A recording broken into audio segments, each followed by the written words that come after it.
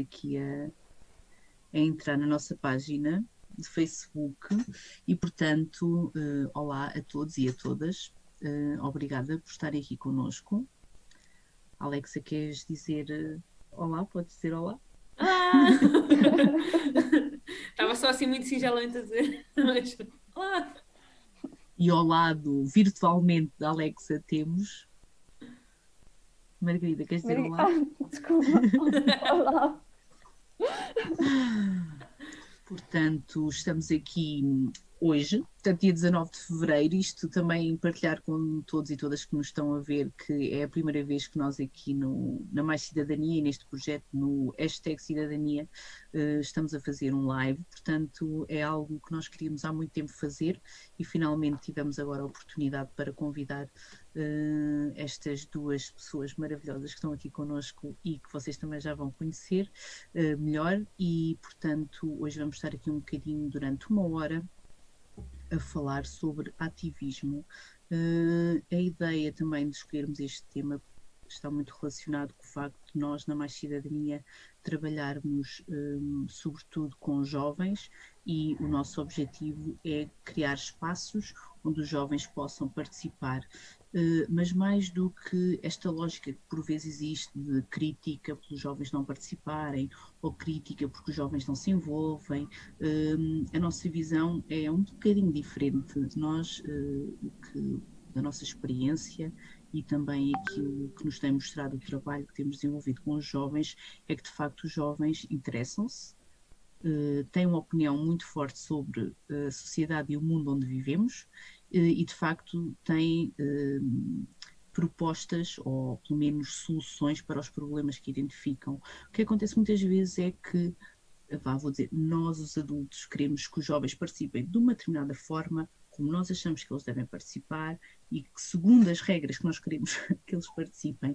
E, portanto, para nós é muito importante esta lógica de criar espaço onde os jovens possam falar, possam ter a sua voz, possam dizer o que pensam e possam eles próprios construir essas soluções e a partir da identificação também dos problemas. E por isso é que, o nome da associação é a Associação Mais Cidadania.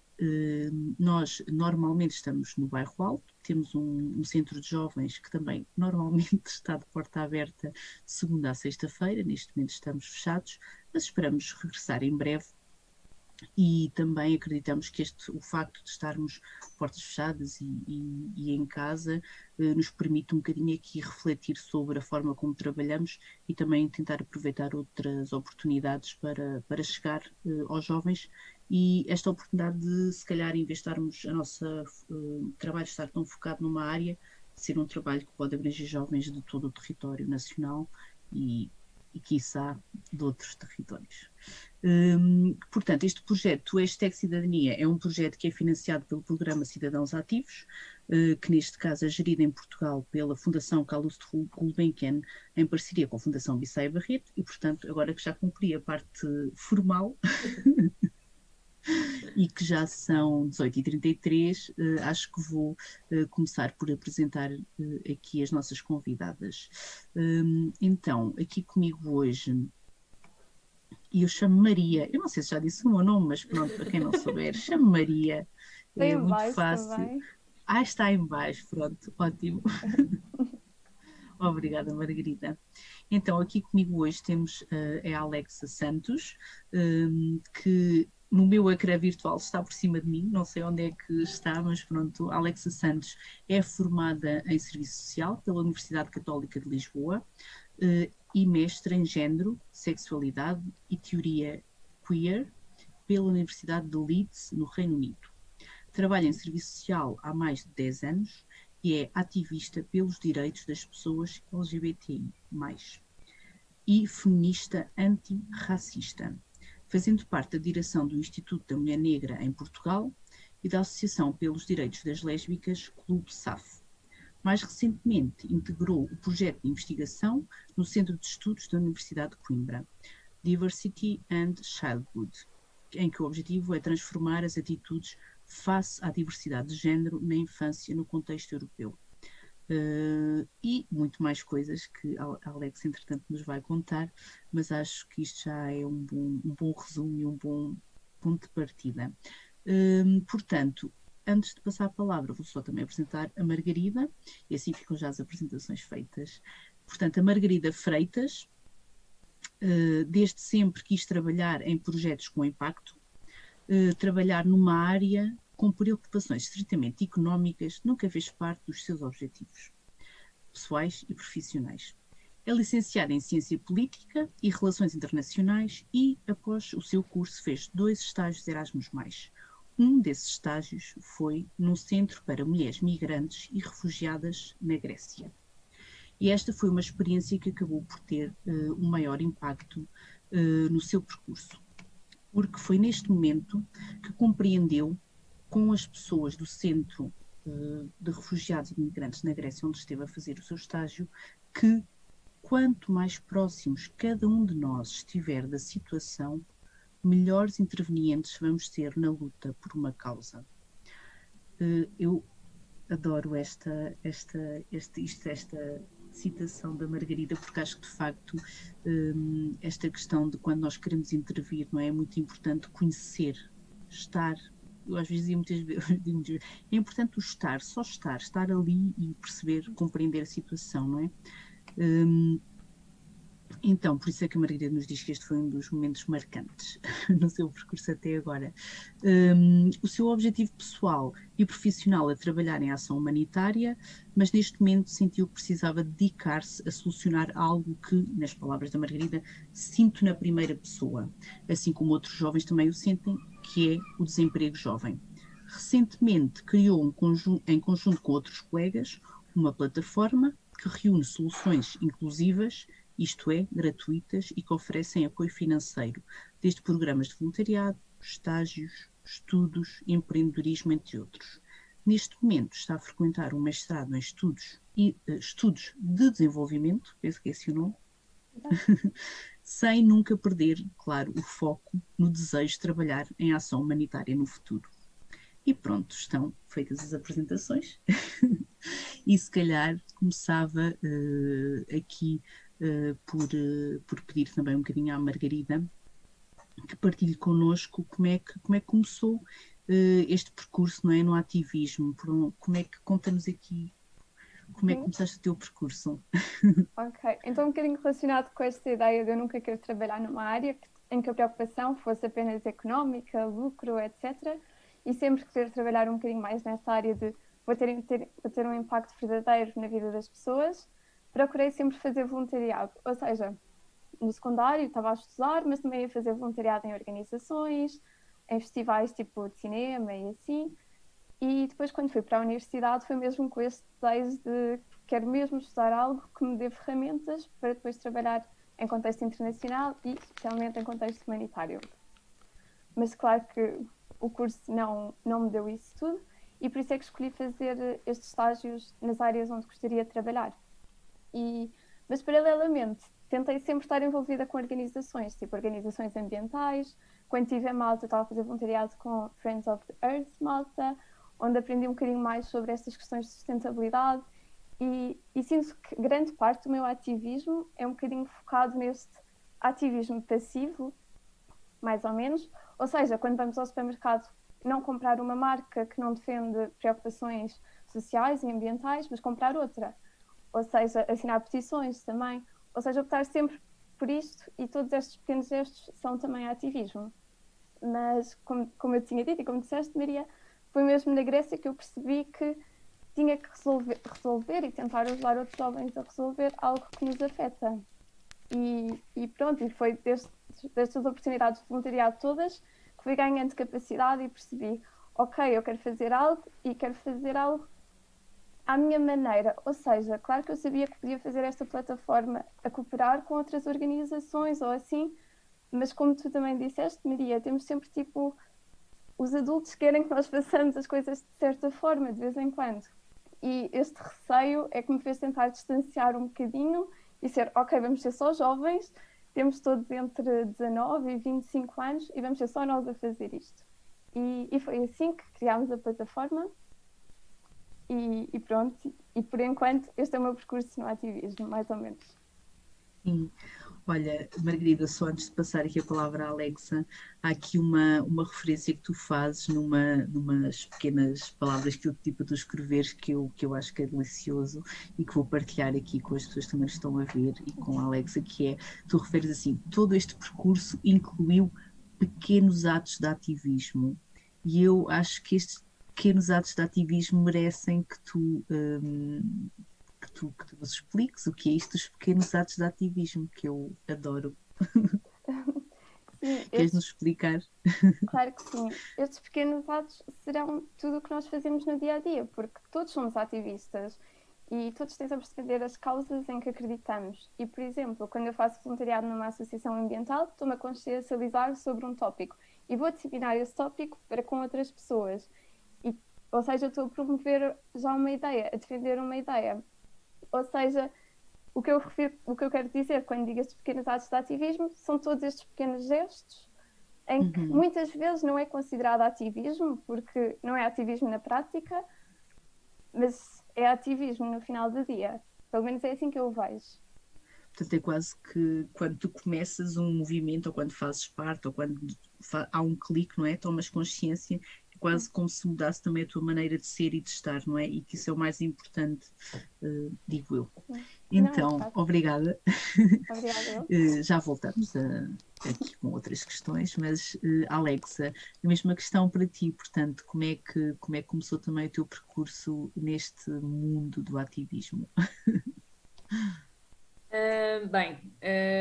Eu começou também na escola, portanto, uma das coisas, um dos factos sobre mim é que eu sou trigémea. E então a minha vida escolar passou muito por ser trigémea também, não é? Ou seja, para além do sucesso escolar e para além de tudo aquilo que tem a ver com os estudos, é também a minha experiência foi muito de também ser a trigémea, ou seja, também ser da escola as únicas trigémeas, não é? E então, e depois cada uma de nós tinha uma área de trabalho diferente, ou seja, eu tirei um curso em Humanidades, a minha irmã Andreia tirou em Economia e Gestão e a minha irmã Adriana tirou em Ciências. Ou seja, eu costumo dizer que nós tínhamos um monopólio da escola. E então, sei lá, não sei se isso facilitou ou não, mas tudo começou com a nossa ideia de que a Associação de Estudantes da nossa escola não fazia muito pela escola, ou seja, fazia uma festa de final de ano e aquilo nunca saía muito dali. E achávamos que nós, enquanto jovens na escola, podíamos fazer mais e que haviam outros problemas que nós devíamos tentar responder. E então aconteceu que criámos com um grupo de pessoas uma lista alternativa, que era a lista A, porquê? Porque nós somos André, Adriana e Alexandra, não é?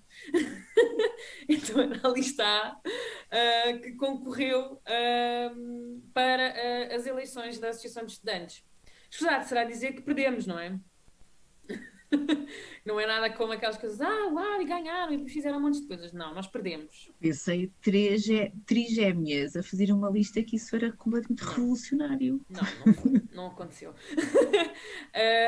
Mas pronto, foi uma experiência muito engraçada, porque cada pessoa trouxe 5 euros para fazer os materiais, foi uma coisa assim muito horizontal e foi assim a minha primeira experiência a fazer este tipo de coisas. O que nós percebemos é que depois o outro lado destas coisas, que é estas pessoas que já estavam há imenso tempo a fazer parte da Associação de Estudantes, já percebiam o mecanismo todo dos estudantes da noite e dos votos não sei quê, de não sei o que mais, então acabámos por perder, não é?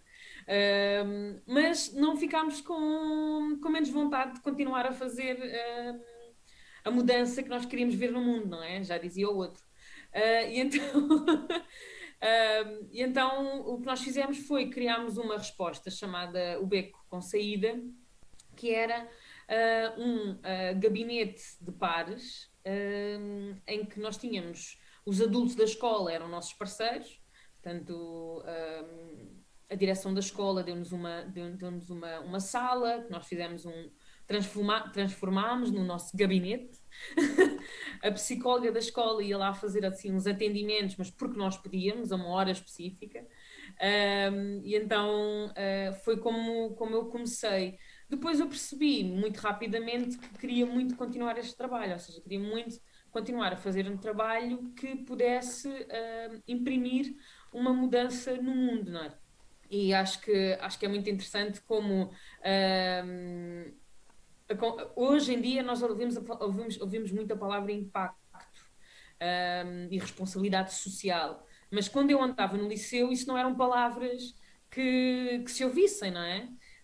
E então era muito um bocadinho esta coisa do epá, eu queria fazer qualquer coisa, não sei muito bem por onde é que hei de começar, nem muito bem o que é que hei de fazer, e portanto vou tirar serviço social, porque acho que enquanto assistente social talvez eu possa ajudar as pessoas e possa ajudar jovens e possa trabalhar com jovens. E assim foi. Foi assim que também comecei. Só que depois comecei a perceber que afinal assistentes sociais não são ativistas. Foi outra coisa que eu não sabia. Não, mas como assim? Sim, sim. E foi dentro da minha descoberta pessoal, vamos dizer assim, do meu entendimento pessoal dentro de uma orientação sexual não normativa, ou seja, foi percebendo que eu não era heterossexual, que eu comecei depois a fazer ativismo mesmo à séria, digamos assim, ou seja, entrei numa associação e comecei a fazer, que é a Rede Execo, que é uma associação de jovens lésbicas, gays, bis, trans, intersexo e pessoas aliadas, que faz um trabalho incrível nas escolas com o projeto de educação e, portanto, eu comecei a fazer sessões nas escolas com o projeto de educação e nunca mais parei. Comecei a perceber o impacto, lá está, que ia tendo não só na vida das pessoas que nos viam, que eram jovens, na sua maioria, mas depois também professores e professoras, escolas que nós conseguíamos, como é que é dizer, dar ferramentas para trabalhar sobre estas questões. Então eu acho que foi um bocadinho assim, foi um bocadinho no meu processo de entendimento, ou seja, de perceber-me não só no meu percurso profissional, ou seja, enquanto eu percebia que queria ser assistente social, mas depois também no meu percurso pessoal, no sentido, enquanto eu me percebia uma pessoa lésbica, enquanto eu me percebia uma pessoa que não cumpria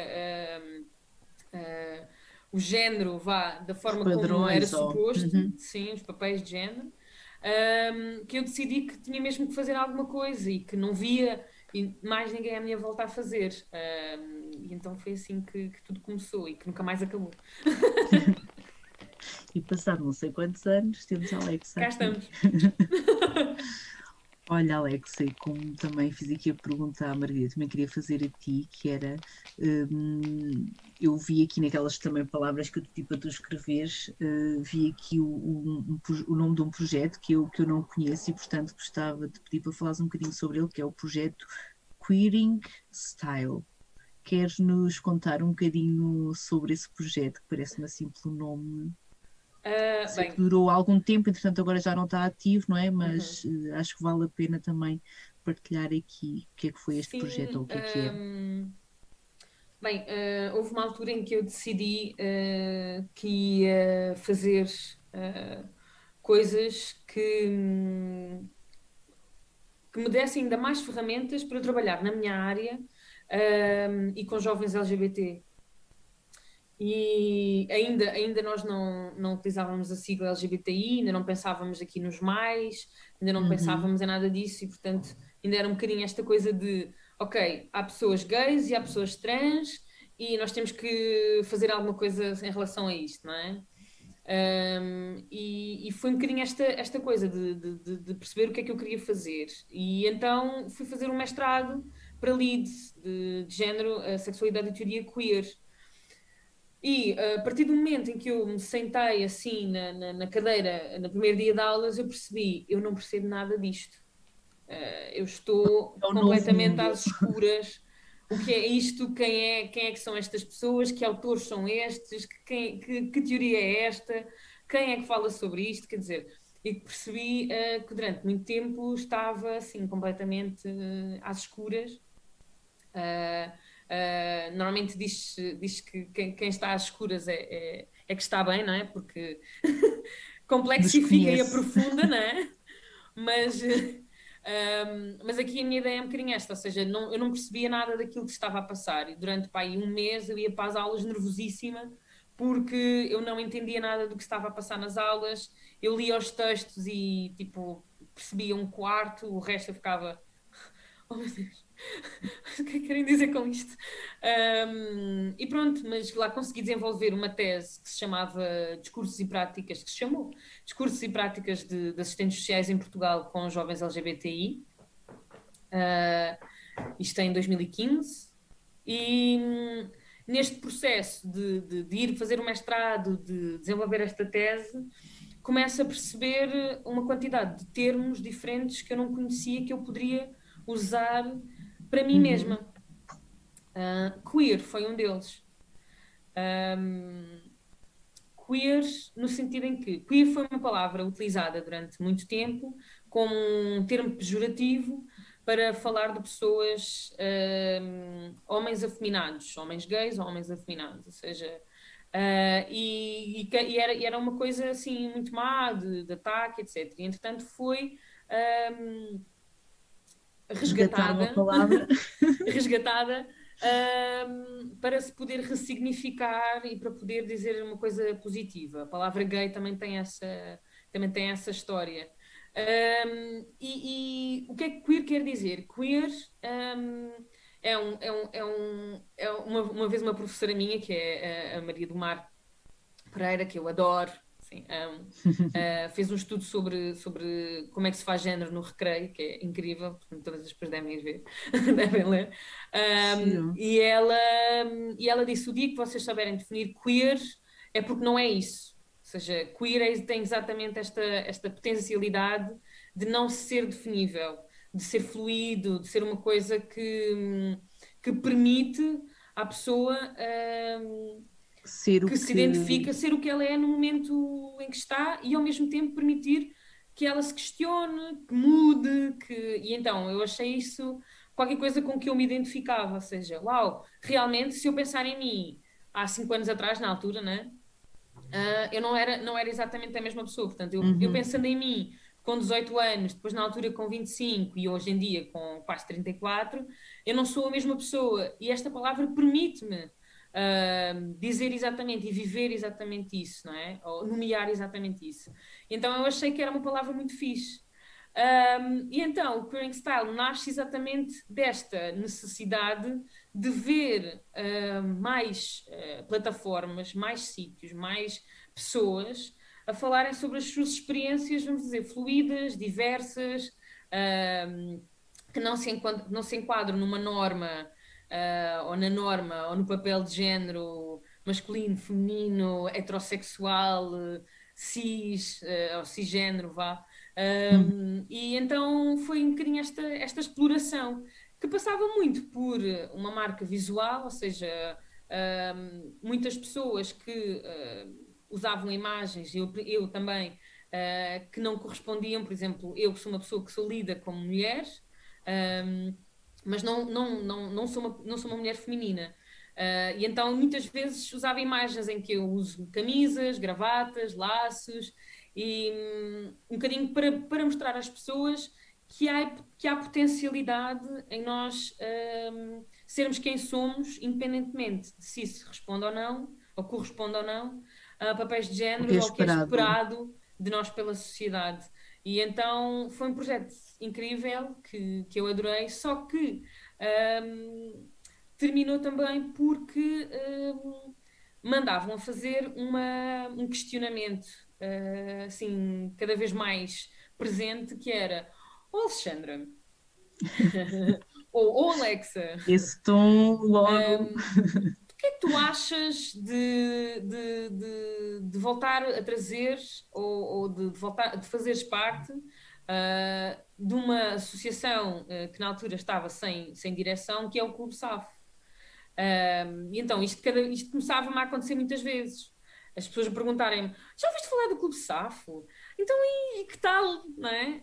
E um dia sentei-me à mesa com 3 ex-dirigentes da associação, do Clube Safo, que me contaram imensas histórias e que eu fiquei assim, uau, mas espera aí, isso é muito daquilo que eu procuro, ou que eu gostava que acontecesse. E então, fora que tinha uma história imensa, o Clube Safo começou em 1996, este ano faz, portanto, 25 anos, e, quer dizer, é uma história imensa que muita gente não conhece. E então, isto começou cada vez a estar mais presente em mim, e cada vez mais a pensar assim, uau, a gente podia fazer isto, uau, isto era mesmo fixe, epá, a gente tinha mesmo que pegar aqui nisto. E foi assim que disse, não, ok, há aqui um chamamento, há aqui outros voos, o Growing Style foi fixe, foi importante, bora lá fazer outras coisas. E assim foi. Decidi, não, ok, precisamos de ir buscar aqui, de voltar a trazer vida ao Clube Safo, de voltar a falar destas pessoas incríveis que fizeram o Clube Safo, e o Clube Safo é uma associação pelos direitos de lésbicas em Portugal, a única, exclusiva. Exclusiva. Lésbicas no sentido em que pessoas que são lidas com mulheres, que se relacionam com pessoas que são lidas com mulheres, ou mulheres que se relacionam com mulheres, podem ser bis, podem ser pans, mas aqui muito com este cunho específico. E então veio este desafio que eu disse assim, ok, vou agarrar e vamos lá. E então, em 2019, começámos as atividades com o Clube Safo e pronto, e agora cá estamos. Entretanto, formalizámos outra vez a direção em junho de 2020 e continuamos a fazer atividades. Mas pronto, foi assim que nasceu o Growing Style e que a gente continua a fazer ativismo. Queria só deixar aqui a nota de que acho que é interessante, há bocadinho dizia-se, que a gente às vezes pensa que tem que se fazer muito e que o pouco não é ativismo, não é? Mas eu acho é que muitas vezes nós nos perdemos um bocadinho com esta coisa que há tanto por fazer, há tanto para fazer, há tantas questões que precisam de ter resposta que nós nos perdemos aqui um bocadinho naquilo que nós queremos responder. Ou seja, queremos fazer tudo, queremos que a mudança seja já, agora, tipo, neste preciso momento, e queremos abarcar todas as coisas na nossa associação ou no nosso movimento e não sei o quê. E eu acho que é muito importante termos esse cuidado, principalmente por nós, pelas pessoas que estão por detrás dos logotipos, dos coletivos, das páginas de Facebook e de Instagram. As pessoas reais, não é? É isso. Sim, porque sim, pá, vai sempre haver o que fazer. Vai sempre haver o que fazer, vai sempre haver muitas coisas a que nós teremos que responder e portanto é muito importante que nós também nos cuidemos para que depois não deixemos de ter energia para fazer o ativismo, não é? Sim. Havia algo que eu gostava de dizer, porque relacionei muito, que é o facto de nós vamos para cursos, por exemplo, a Alexa foi para serviço social a achar que ia fazer ativismo. Eu, por exemplo, também fui para ciência política a achar que ia ser aquilo. E muitas vezes o que faz mais sentido no nosso percurso não é realmente tipo o curso que nós fazemos, mas é o que é que fazemos paralelamente. Ou seja, por exemplo, todas as atividades que a Alexa fez, tudo o que eu fiz paralelamente a este estudo principal, acho que é o que acaba por ter um bocadinho mais impacto em todo o nosso percurso. E também concordo muito e relaciono muito com esta questão de nós queremos fazer tanto, mas nem tudo cabe, tipo, não conseguimos agarrar todas as pontas. E acho que é mesmo verdade, temos de pensar, neste momento eu quero fazer isto, porque é o que faz sentido neste momento, e mais tarde podemos pegar noutra coisa, mas não tentar, tipo, quero fazer tudo. Mas sabes que é uma aprendizagem grande, porque aquilo que eu percebo é que eu também sou assistente social no ativismo, e que enquanto assistente social eu também faço ativismo, que é uma coisa que eu não sabia, ou seja, depois do curso é que eu não percebi que isto era possível, ou seja, que era possível ser as duas coisas. Ao longo do tempo é que eu fui entendendo que não há sítio onde eu seja assistente social que eu não seja também ativista, E não há sítio onde eu seja ativista que também não seja assistente social, assim como todas as outras minhas identidades, assim como lésbica, assim como uma pessoa que não é branca, assim como uma pessoa, sabes, como uma pessoa que lida como mulher, que questiona os papéis de género, ou seja, que não corresponde, tanto que as pessoas ficam assim um bocadinho. Eu costumo contar muitas vezes uma história em que eu fui dar uma palestra no âmbito da rede Execo e que no final uma senhora veio ter comigo e disse assim: ai, Alex, primeiro tratou-me por Alex, disse: Alex, eu tenho que dizer que tu és um menino tão bonito. E eu fiquei: Ok. a sério? Obrigada! Não sou eu um menino. E a pessoa ficou a olhar para mim: não. E eu: não. E a pessoa disse assim: pois, é que tu falas de uma forma tão quadrada. As mulheres normalmente falam de uma forma muito mais redonda. E eu não Adoro, sabia, estou eu não deliciada. sabia. Juro que eu não sabia que havia formas de falar. Mas é exatamente isto, as pessoas ficam confusas assim um bocadinho. E a verdade é esta, a verdade é em que todos os sítios para onde eu vou, eu sou todas as coisas que eu sou também, não é?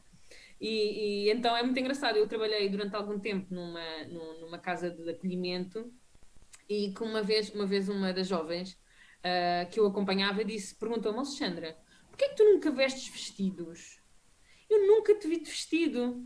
E depois a minha colega, que era mais feminina, disse: então, mas a mim também nunca me viste de vestido. E esta jovem dizia: não, mas a Alexandra é diferente. Ou seja, o que ela queria dizer Ela sentia que havia ali era que a realmente, ou forma como seja, ela. Uhum. nunca deixas de ser tudo aquilo que tu és. Nós é que temos a mania de achar que sim, que nos podemos compartimentalizar. Mas não é verdade. Nós não é verdade. Nós somos realmente tudo aquilo que temos em nós, em tudo aquilo que fazemos e onde quer que nós estejamos. Sim, só que às vezes. Desculpa, já terminaste, Alex. Ia dizer que sim, só que às vezes nós demoramos tempo também a descobrir isso e acho a sentir-nos seguras, eu falo no meu caso, para de facto mostrarmos todas sei lá, essas partes que nós temos em nós, não é? Porque às vezes, se calhar, exatamente por causa das expectativas que têm sobre nós, essa coisa das mulheres vestem vestido ou das mulheres falam redondo, peço de falar redonda, nunca tinha ouvido, estou deliciada. Acho que nós, por vezes, acho que há muito esta, e cada vez há mais, esta pressão de nós nos encaixarmos em qualquer coisa, não? De nós correspondemos às expectativas e de facto, nós podemos querer nos encaixar, não é? Ou podemos, às vezes, isso também nos dá, quando querem que a gente se encaixe muito, dar-nos uma força para nós não nos encaixarmos e queremos fazer as coisas de forma diferente, não é? Sermos um bocadinho rebeldes, entre aspas, e acho que isso também é preciso uma, não sei, autoestima, a segurança, não é?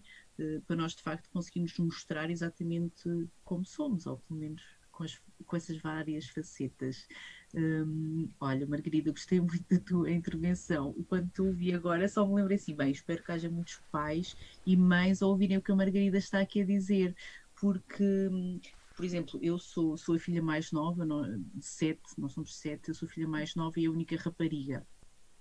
E para mim sempre foi um dado adquirido que eu tinha de ir para a universidade, nem interessava muito bem tirar o quê, fazer o quê, mas eu ainda sou daquela geração que o ir para a universidade era quase como teres garantia de que tinhas, sei lá, emprego, ou, bom, não é? Ou seja, não interessa o que vais fazer a seguir, tens de tirar um curso.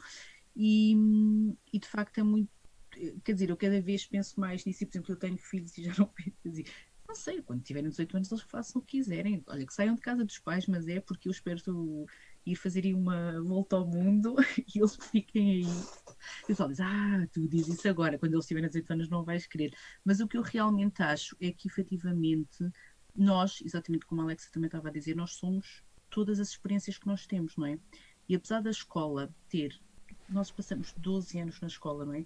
Normalmente pedem-nos para nós escolhermos o que é que nós queremos ser, numa altura em que, quer dizer, nós estamos a explorar, nós estamos a descobrir a nós, aos outros, ao mundo, não é? E de facto, acho que cada vez é mais importante. Começa-se a falar um bocadinho disso até agora, quer dizer, o voluntariado, tentar trazer o voluntariado para dar créditos nos cursos e tudo mais, não é? Acho que é uma tentativa de valorizar, só que acho que ao mesmo tempo é um bocadinho instrumentalizado, não é? Nós, na realidade, há muito este receio de deixa ir, deixa experimentar, vai viajar, vai fazer uma road trip, sei lá, qualquer coisa, e descobre também aquilo que tu queres ser, não é? Porque eu também conheço cada vez mais pessoas que de facto tiraram um curso e no final decidem, olha, afinal vou fazer um ano de SVE ou agora do Corpo Europeu afinal, agora cada vez mais, e nós na Mastodini trabalhamos muito com o voluntariado internacional, também pessoas que tiram um curso, começam a trabalhar e depois passado um ano ou dois querem parar e querem ter uma experiência diferente, porque afinal aquilo que estavam à espera não é aquilo que desejavam, não é? Não encontram isso. Bom, mas já me pus aqui a falar, eu própria, esta perspectiva, porque de facto ouvi-vos dizer coisas que que ativaram aqui vários chips na minha memória e acho que este tema do ativismo tem muito a ver com isso, não é? Que é muito interessante a Alexa falar que os primeiros passos de ativismo foi dentro desta organização formal, não é, que é a escola, mas de facto é algo que é muito mais do que estar numa organização ou do que pertencer, não é? Nós fazemos ativistas, não temos de estar ou de pertencer a uma organização, não é? Tem muito a ver com estes movimentos, com as nossas escolhas, com aquilo que nós fazemos. E se calhar leva-me aqui também a outra reflexão, ou pedir-vos também porque eu acho que quando nós damos este passo, não é, de queremos fazer algo de queremos lutar por esta causa, normalmente há sempre aqui algo que nos inspira, não é? Ou alguma pessoa, ou algum livro, não sei. E queria também ouvir-vos um bocadinho falar sobre isso. Quem é que vos inspirou? Quem é que vos inspira? Margarida, eu posso dizer então? Sim. Ok, então acho que várias coisas acabaram por me inspirar e pronto, eu também ainda não sei bem o que é que estou a fazer, ou o que é que quero realmente fazer, ou se vou fazer o que penso que gostaria de fazer. Mas esta coisa de querer sempre trabalhar em projetos com impacto, eu não sei bem de onde é que surgiu, mas desde que sou mais nova que me lembro de ficar tipo, porque é que o mundo é tão igual, porque é que isto é tão injusto, tipo, e acho que foi isso que sempre saber essa realidade que me fez querer trabalhar numa área mais social, humanitária, não focada no lucro. E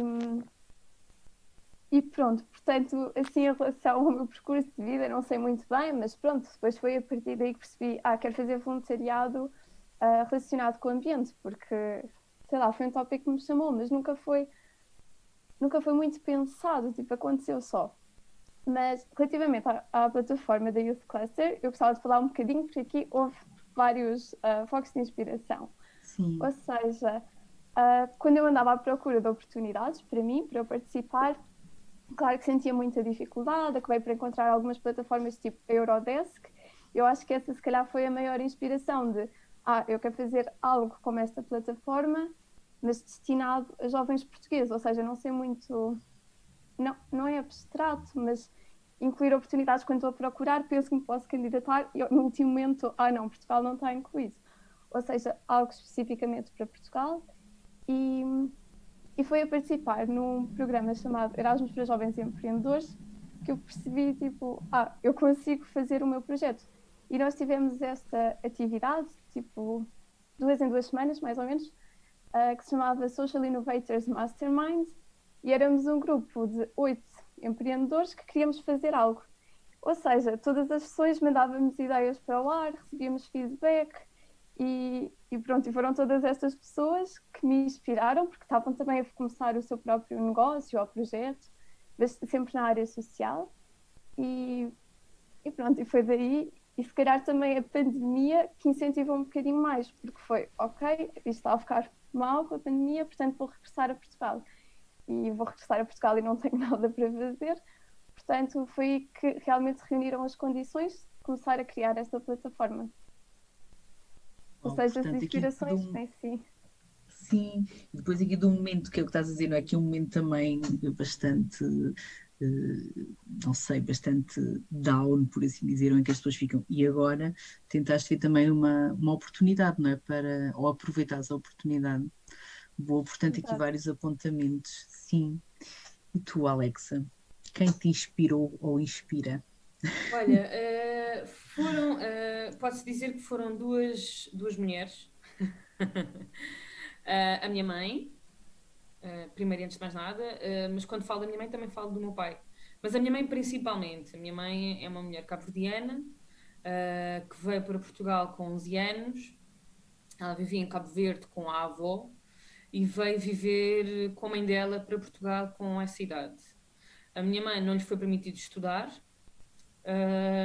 e foi sempre uma pessoa que, quer dizer, ela com 24 anos viu-se com trigémeas, em braços e de género, ok. E agora? Não é? E então ela para mim é uma fonte de inspiração no sentido de dizer que nunca vi a minha mãe dizer que não era possível. Quando eu lhe disse que queria ser assistente social, a minha mãe disse: Alexandra, assistente social? Porquê? Voltamos à conversa, né? A profissão valida-nos, traz-nos segurança profissional dentro de uma sociedade capitalista. Contribuir para essa sociedade e não estar desempregados é muito importante, não é? Todo o ciclo. Certo? E então, epá, eu consigo perceber, tipo, uma mãe imigrante que está num país de acolhimento, que passa por aquilo que ela Passou várias... né? Que para ela o importante era que nós conseguíssemos ter uma segurança e que não tivéssemos de depender de ninguém. E ela é uma pessoa incrível. Ela, ao longo dos anos, não só nos deu todas as condições para estudar. Nós em casa tínhamos um espaço próprio para estudar com secretárias, com não sei o quê. Também tem aqui outra questão que é quando tu não és uma pessoa branca, muitas vezes há uma certa pressão que tu tens que ser a melhor, né? Não podes ser só boa, tens que ser a melhor de todas, a mulher da turma e não sei o quê. Então isto também foi muito, muito um papel da minha mãe, mas que é uma coisa que eu acho que depois me dá a mim, ou me deu a mim,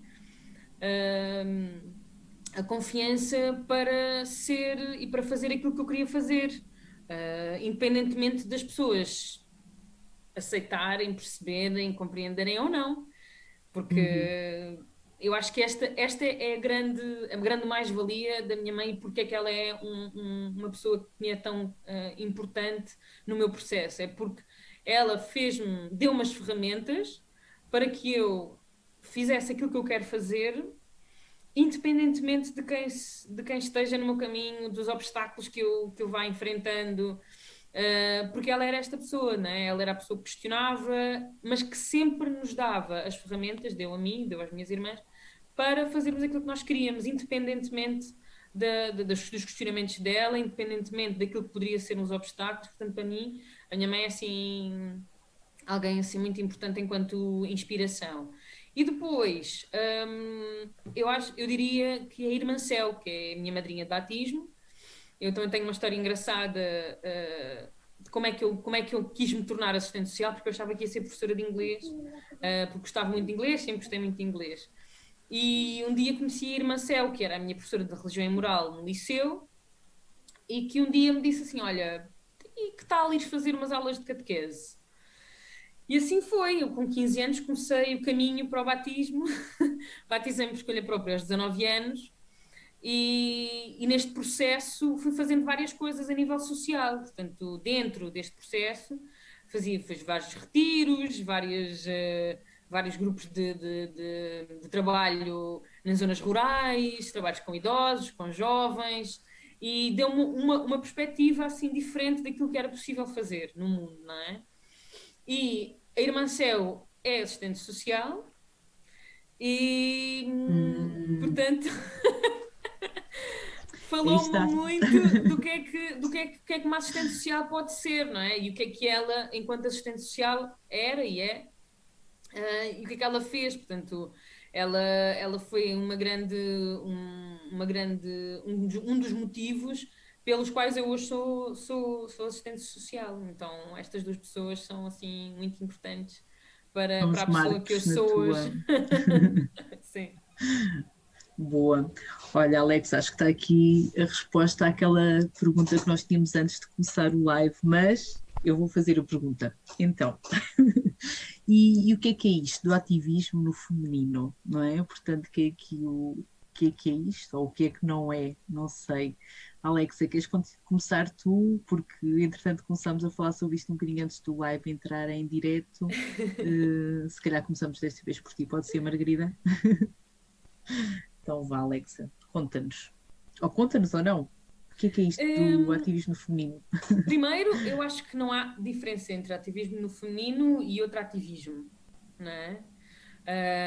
Acho que nós temos muita necessidade de catalogar as coisas de formas a poder falar delas, não é? Quando as pessoas dizem assim, mas porquê que as pessoas LGBT precisam de tantas categorias? Qualquer dia já não se consegue dizer a sigla porque parece quase o alfabeto inteiro. Não é? Sim, e é um bocadinho isto, o problema é que se nós não falarmos de ativismo no feminino, muitas vezes não convidamos ativistas que não sejam homens. Então nós ainda temos que dizer no feminino para dizer sim, que vamos convidar pessoas que não sejam homens ou que não se identifiquem com o género masculino. E isto é muito importante. Ou seja, é muito importante que nós continuemos a trazer o ativismo no feminino ou o ativismo LGBT ou o ativismo, ou seja, trazermos o nome da coisa para que nós consigamos um dia mostrar que os ativistas não são só homens, que as pessoas que têm influência e impacto na sociedade não são só homens e, quem sabe, um dia possamos só chamar ativismo, não é? E depois, quando tivermos ativismo, temos a pessoa negra, temos a mulher, temos o homem, temos a pessoa com deficiência, não é? Pode ser que um dia a gente não tenha que lhes dar o nome. Mas hoje em dia, e é uma das razões pelas quais eu não disse nada sobre o ativismo no feminino antes de nós estarmos aqui, foi porque eu acho que é mesmo importante nós trazermos esse assunto e falarmos um bocadinho sobre porque é que ainda faz sentido nós dizermos isto desta forma. Porque realmente, se não for assim, onde é que nós estamos? Onde é que nós nos encaixamos? E porque é que não nos convidam, não é? Porque é que nós não aparecemos noutras coisas? E, por exemplo, quando falamos na área da informática, não é? Que as pessoas dizem, mas não há muitas mulheres. Não, há cada vez mais mulheres. A questão é porque é que nós, quando perguntamos, então, o que é que tu imaginas quando imaginas um informático? Ainda imaginamos, não é? O nerd sentado ao computador a jogar PlayStation e não imaginamos, sei lá, uma Pamela Anderson, não é? Que podia ser uma geek dos computadores e dos jogos eletrónicos.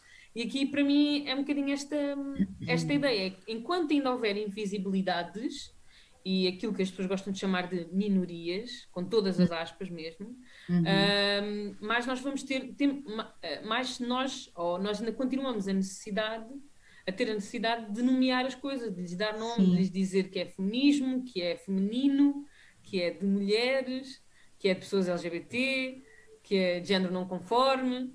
Mais uma vez, não conforme porque existe uma norma, não é? Uma norma, sim.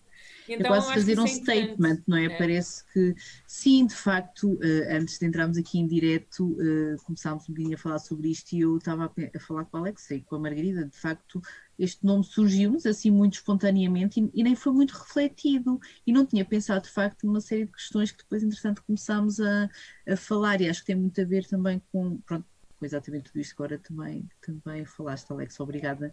Margarida, e tu, o que é isto do ativismo feminino? Eu vou ser sincera, também quando me falaste do ativismo feminino, eu assim, mas o que é que eu vou dizer? O que é que isto é? Tipo, eu vou procurar o que é que isto significa para mim. E na verdade eu concordo muito com o que a Alexa disse e não sei, pelo menos o que eu sinto é que na minha área, pelo menos tipo a plataforma que comecei e etc., eu sinto que não está tão relacionado com ser no feminino, no masculino, porque nessa área temos a mesma oportunidade, sinto eu. Acho que tem a ver um bocadinho mais com o privilégio do poder fazer e a falta do privilégio. Ou seja, de investir para fazer a plataforma, de poder não ter um trabalho principal para isto.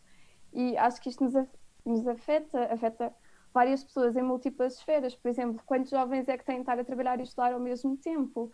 E quantos jovens é que têm a oportunidade, se calhar, de fazer um estágio não remunerado ou começar o seu projeto em vez de ter de trabalhar? Ou seja, no meu caso, no caso da plataforma, eu acho que se fala mais de eu tive o privilégio para isto em vez de não o ter. E acho que é uma questão muito importante de falar, porque acho que, pelo menos neste caso, o feminino, masculino, ou todas as outras áreas que a Alexa disse, não se relaciona tanto com, pelo menos com a minha questão, acho eu. Aqui o convidado especial. Mas eu acho interessante que tu tenhas essa perspectiva, porque eu acho que quando nós falamos de inovação social e nós olhamos à volta numa sala e vemos tipo 80% são homens. Especialmente quando falamos de projetos desse tipo, que implicam criar plataformas online, criar coisas que possam ter a ver com a criação de coisas, de instrumentos relacionados com a informática, vamos dizer-lhe assim. E o mesmo eu sinto, por exemplo, no serviço social, nós somos 90 e tal % de mulheres que tiram o curso de serviço social, mas depois tu vais a ver que as pessoas que estão à frente das instituições são homens. Os diretores, muitas vezes não as diretoras técnicas, mas os presidentes são muitas vezes homens. Vais a ver e quem é que são os professores que dão aulas nas universidades sobre mesmo serviço social, a sociologia, mesmo ciências sociais, são homens. Ou seja, mesmo que as turmas sejam maioritariamente mulheres, depois aquilo que tu vês é que quando olhas à tua volta, são principalmente homens. E muitas vezes são homens tipo, com 30 e mais anos ou 40 e mais anos, ou até homens de 60 anos, especialmente quando trabalhas em questões muito específicas, como lares de terceira idade, isso na minha experiência, não é? Mas mesmo, por exemplo, o lar de crianças e jovens, o presidente na altura era um homem e era um bocadinho esta coisa que eu dizia, bom, como é que isto acontece sempre, não é? E em todas as áreas. Para mim é exatamente muito... mostra muito o que ainda falta fazer para que nós tenhamos efetivamente oportunidades iguais. Ou seja, nem que seja para arriscar, para dizer assim, epá, mesmo que não der, a gente depois arranja outra coisa, a gente não faz mal. Não, eu sinto é que há uma pressão social muito grande, primeiro para não se falhar, e depois, porque depois há uma coisa que é o relógio biológico, depois como é que eu vou fazer, pagar as contas para a minha família, e como é que eu depois vou ter filhos, se eu quiser, e não sei o quê. E tu não vês, muitas vezes, pessoas do género masculino a pensar nisto. Porquê? Porque carreira, porque qualquer coisa, né? Sempre estiveram muito habituados, muitas vezes, a que mulheres fizessem coisas para eles, ou chegassem a casa e tivessem o jantar na mesa. Houve uma vez que eu até conversava com um amigo meu que me dizia assim, epá, isto tinha acabado de se mudar para uma casa nova. E ele dizia-me assim, Alexandra, isto de estar numa casa nova é bem estranho. Mas uma das coisas que eu ainda achei mais estranho, que eu liguei até à minha mãe, foi que eu não sabia dobrar meias.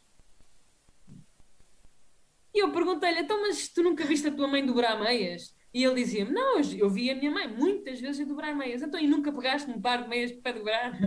Não, então a minha mãe fazia. Fazia, porque não era necessário, não é? Eu fazer. Então eu acho que, pá, depois todas estas coisas se interligam, não é? Sim, sim. E acho que a questão da faixa etária também acho que é muito relevante, porque, por exemplo, na universidade, pelo menos o que eu sinto, a maioria dos professores são professores muito mais velhos e se calhar o contexto que nós estamos a viver não se relaciona tanto com a perspectiva que eles têm em relação a isso. E às vezes fica-nos a faltar muita informação que poderíamos receber e que vamos receber de forma alternativa, mas mas que devia ser divulgada nas universidades ou em diferentes contextos, e concordo contigo, tipo, normalmente os presidentes são homens. E, por exemplo, nesta questão de associações juvenis, nós, não sei, eu pelo menos espero que alguém esteja à frente de uma associação que se diz mesmo juvenil, juvenil, ou constituída por jovens, que sejam jovens, e muitas vezes dizem que não é, mesmo assim continuam. Margarida, eu pelo menos estou Sim. aqui com algumas falhas, não conseguimos perceber. Estás connosco? Que a tua imagem ficou congelada, freeze. Sim. E eu pelo menos a última ideia não consegui acompanhar completamente, porque estava cortada. Conseguem agora? Não. Estamos aqui. Não sei se foi a internet que caiu. Ok, voltei. Ok, voltaste. Linda e maravilhosa, sim. Ok, e pronto, o que eu estava a Sim, dizer se puderes era... repetir, sim. Claro, a minha última ideia foi um bocadinho no meio destas associações juvenis, que, em relação à idade, que, pelo menos o que eu considero, é que uma associação que se diz totalmente juvenil, por exemplo, deveria ter jovens realmente no processo de decisão, mas também tudo o que é decidido em nosso nome, também acho que algo nos prejudica. Muitas leis e etc. são feitas em nosso nome e nós não temos voto na matéria de qualquer das formas. E eu acho que isto também é um assunto super importante de tocar, porque, como tu disseste no início, Maria, nós temos voz, os jovens querem fazer coisas, mas não nos criam sempre as condições para realmente o fazer. Eu acho que também por vezes não há parece que não se confia, não é? Eu às vezes sinto que nós crescemos, os adultos depois esquecem-se um bocadinho de que esta parte da experimentação, não é? Do sonho, não é? De tu quereres fazer, de tu teres esta vontade, esta energia, estas ideias, não é? Este turbilhão de ideias, é muito importante. E eu acho que isto muitas vezes assusta também pessoas que estão, sei lá, numa outra fase da vida, não é? E esquecem-se que se calhar elas próprias foi isso que as levou onde estão, não é? E depois acho que é a questão de confiar, não é? Tu às vezes tens de confiar, epá, e as pessoas vão cometer erros, vão fazer coisas que se calhar não era bem assim, mas isso faz parte na minha opinião, isso faz parte do processo de aprendizagem, não é? Nós aprendemos muito mais com o erro, se refletirmos sobre ele, do que com aquilo que lemos no manual, não é? O erro, para mim, é uma ótima forma de aprendizagem, desde que depois, claro, haja uma reflexão sobre aquilo que aconteceu e vemos o que é que temos de melhorar ou o que temos de mudar, não é? Portanto, não é, quando eu digo que para mim o erro é uma aprendizagem, não é cometer o mesmo erro várias vezes, mas acho que é neste teste, é nesta experimentação e por isso é que nós agora também no Mais Dia começámos mais a usar de facto e a ter aqui assim um espaço muito especial este termo que é o ativismo, exatamente porque achamos que o ativismo para mim remete muito para a ação, não é? E mais do que lá está, valorizar os livros ou o percurso escolar, também é muito importante trazer aqui, criarmos um espaço, não é? Onde o ativismo seja visto como, não são aqueles manifestantes que estão ali a fazer barulho na rua, mas como algo que de facto te desenvolve competências e te torna naquilo que depois que tu és, enquanto pessoa, não é? Bom, já disse a minha visão do ativismo. E, bom, estamos aqui um bocadinho em cima das 7h30. Se calhar eu tinha aqui mais uma curiosidade que eu queria vos perguntar, mas antes, se calhar, perguntar aqui ao Telmo, que está escondido, mas está no back-office, mas que agora já toda a gente sabe que temos aqui o Telmo também neste. Portanto, não somos três mais um. Se há algum comentário, que tenha alguma questão para a Margarida ou para a Alexa, se alguém fez alguma questão, ou se posso eu fazer a última questão. Telmo? Sim, acho que podes seguir para a última questão, Maria. Temos alguns comentários, okay, mas não questões diretas. Temos só pessoas a dizer adoro. Exatamente. Ok, obrigada, Telmo.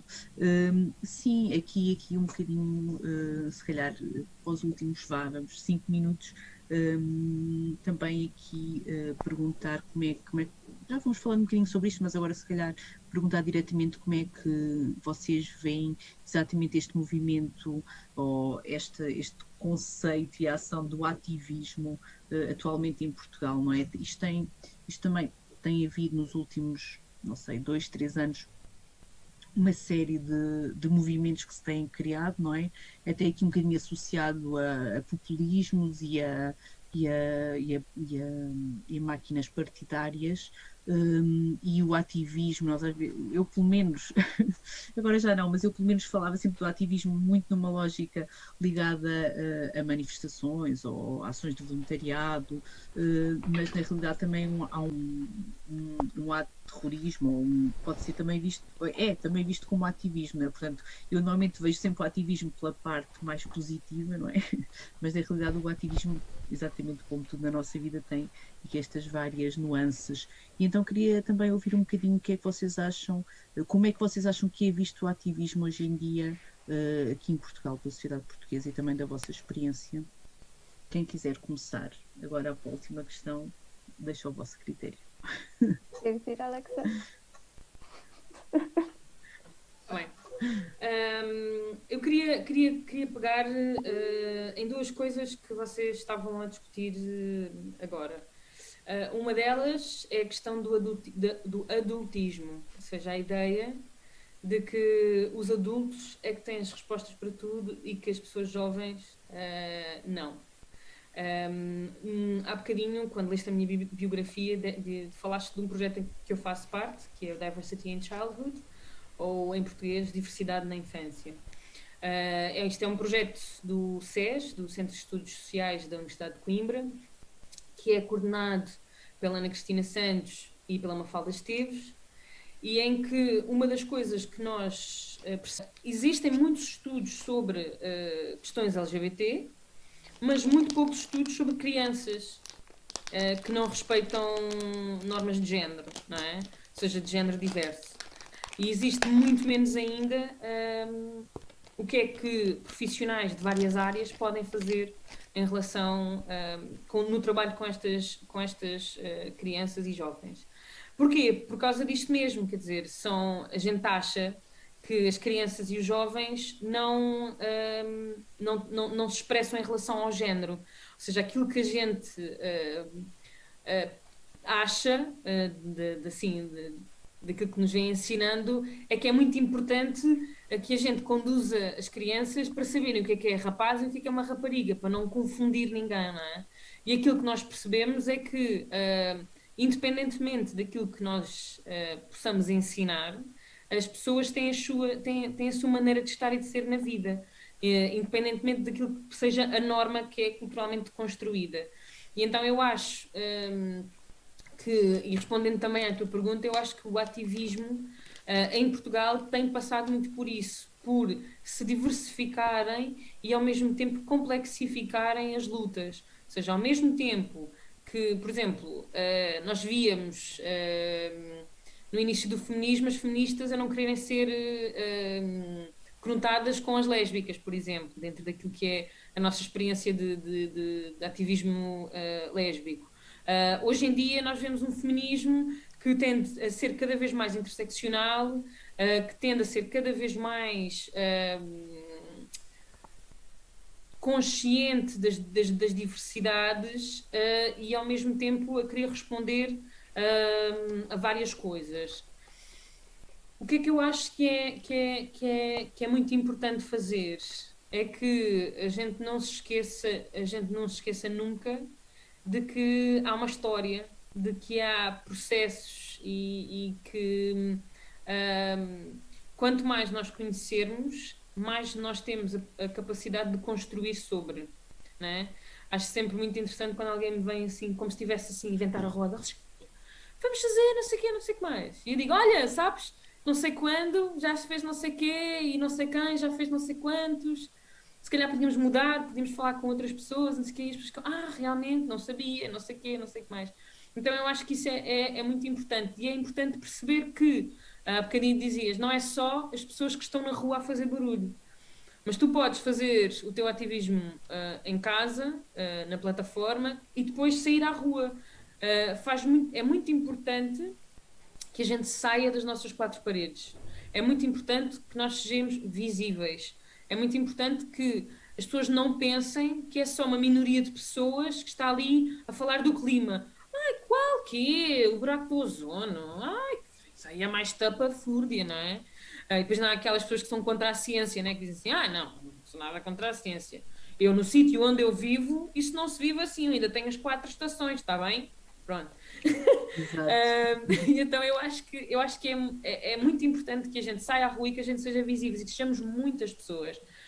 Porque isto faz com que depois os meios de comunicação também estejam despertos para isto, vão falar com as pessoas que estão nas manifestações e que também fazem o ativismo, e depois não é só o professor catedrático da universidade, que é do CDS, partidos à parte, só que não, que vai falar sobre as coisas de uma determinada forma, na televisão, não é? Então eu acho que isto é muito, muito, muito importante, é muito importante que a gente perceba também que o ativismo se pode fazer de várias formas, tipo, costumo dizer muitas vezes, à mesa do jantar com a família, quando alguém diz uma coisa racista, diz, olha, se calhar não é bem assim. Não é? Então, o ativismo, depois portanto, eu acho que em Portugal temos muito temos estas coisas todas a acontecer em paralelo, que ajuda e complexifica ao mesmo tempo, que traz desafios, mas que ao mesmo tempo muito potencial. Acho que, e eu vejo muito isso, eu vejo Portugal a tornar-se um país cada vez mais assim, a borbulhar e com vontade e com muitas coisas a acontecer, e isto também é muito entusiasmante. Há muita coisa por fazer, mas também há muita coisa a acontecer, isso é muito fixe. Estamos expectantes pelos próximos capítulos. Obrigada. E Margarida, como é que tu vês este ativismo, ou como é que tu achas que Portugal está? Então eu vou começar por tocar neste ativismo não ser todo positivo, porque eu geralmente quando penso em ativismo também penso neste lado positivo, o ativismo é sempre bom, mas como disseste, claro que não é. E quando temos este ativismo com um discurso do ódio a surgir, acho que tem de surgir ativismo no sentido oposto, ou seja, vamos puxar as coisas para o outro lado e tentar que este ativismo do outro lado seja mais forte do que este ativismo do ódio. E como a Alexia disse, hoje em dia é tão fácil ser ativista, e é fácil ser ativista em casa, e claro que nem todos nos vamos dar o nosso coração da mesma forma a diferentes causas, mas todos podemos lutar de certa forma para algo que achamos que está certo. E pronto, e pode ser esse ato simples de assinar uma petição, defender alguma coisa, mas ao mesmo tempo acho também importante descobrirmos qual é que é a causa em que queremos dar um bocadinho mais de nós. E pronto, e hoje em dia é realmente fácil, porque podemos ter ideias, no entanto também podemos pesquisar. Isto já aconteceu, será que me posso juntar a alguém? Ou seja, antes de tentar inventar a roda, como a Alexa disse, podemos tentar investigar quem é que está a defender esta causa como nós o queremos fazer. Será que podemos juntar esforços? Será que podemos ser mais fortes assim? E pronto, é isto que eu estou a achar. Eu concordo que em Portugal estão a surgir inúmeros movimentos e temos de ter um espírito um bocadinho mais crítico perante tudo o que nos chega, porque às vezes temos muito aquela coisa de, pronto, relativamente ao clima, ser contra, mas também não nos informamos. Ou então também podemos ser a favor, mas depois também somos muito contraditórios nos nossos comportamentos e se calhar podemos mudar algumas coisas que não mudamos por falta deste espírito crítico. Ou seja, acho que o ativismo em Portugal está a crescer, mas temos todos que investir um bocadinho mais, dentro do possível, claro, para ser melhores ativistas. Sim. Obrigada. Sim, eu acho que há aqui uma palavra, não é, também nesta questão do ativismo, que é de facto, eu no outro dia ouvi estava a ouvir um live, um webinar de um projeto que é em desconstrução, e havia alguém, portanto foi um projeto que nasceu no Brasil, também agora já está cá em Portugal, mas eu estava a ver um webinar que aconteceu no Brasil e havia alguém que dizia, não é só por pôr lá o punhozinho na página, sei lá, Facebook ou de outro aqui passando do Facebook ou de outro canal, ou colocando uma portanto a página toda negra, que só isso não basta, não é? Ou seja, isso é algo, não é? É um statement, mas isso não basta para nós dizermos que que somos ativistas ou que fizemos a nossa parte, não é? Isso não basta. E isso também é algo, agora aqui para terminar também, que tem levado algum espaço e tempo de reflexão na Mais Cidadania e na equipa não só do hashtag Cidadania, mas também toda a equipa que trabalha na Mais Cidadania, que é um bocadinho este processo e esta reflexão sobre o que é isto do ativismo, ativismo digital, podemos dizer que há ativismo digital, ou como é que o digital deve servir o ativismo, e andamos todos aqui um bocadinho neste processo de reflexão, portanto, se calhar ainda vos vou convidar para mais coisas, para nos ajudarem aqui a pensar sobre isto, e portanto penso que por hoje acho que já foi um bom ponto de partida. Muito obrigada, Alexa, muito obrigada, Margarida, por terem aceito serem as nossas primeiras convidadas deste novo formato do O Megafone em Casa. Portanto, esperemos que este seja o primeiro live de vários que ainda vamos fazer entretanto.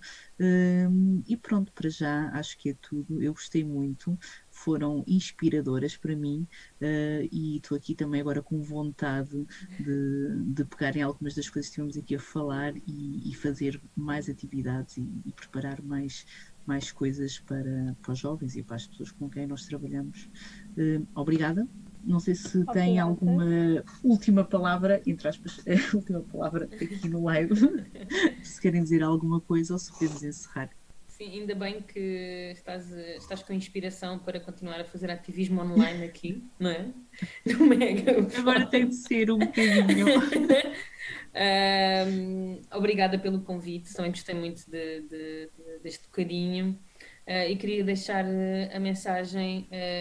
Estávamos há bocadinho a dizer que o ativismo digital também não é nada sem os algoritmos, portanto, se houve alguma coisa nos projetos que gostaram, vão lá às nossas páginas, Facebooks, Instagrams, gostem, comentem, porque a verdade é esta, a verdade é que o ativismo digital também se faz dentro de corporações capitalistas, e só é possível com números, e então é importante que a gente é também importante dizermos isto, porque senão enquanto que aquilo que nós tentamos combater têm os recursos para fazer os likes, para contratar as pessoas para fazer os comentários, contas e não sei falsas e não sei o quê. Sim. Nós não temos, e então todos os likes são poucos. Mas era só também deixar aqui esta mensagem. Obrigada pelo convite. O Deus algoritmo, olha, o algoritmo, faltava aqui essa palavra do algoritmo para nós acabarmos este live do ativismo. Margarida, queres dizer alguma coisa? Sim, também gostava de agradecer o convite, gostei muito e muito prazer, Alexa. Nós ainda não nos conhecíamos, a Maria eu já conhecia e agora quero o próximo Megafone em Casa para ver como espectadora. Gostei muito e obrigada.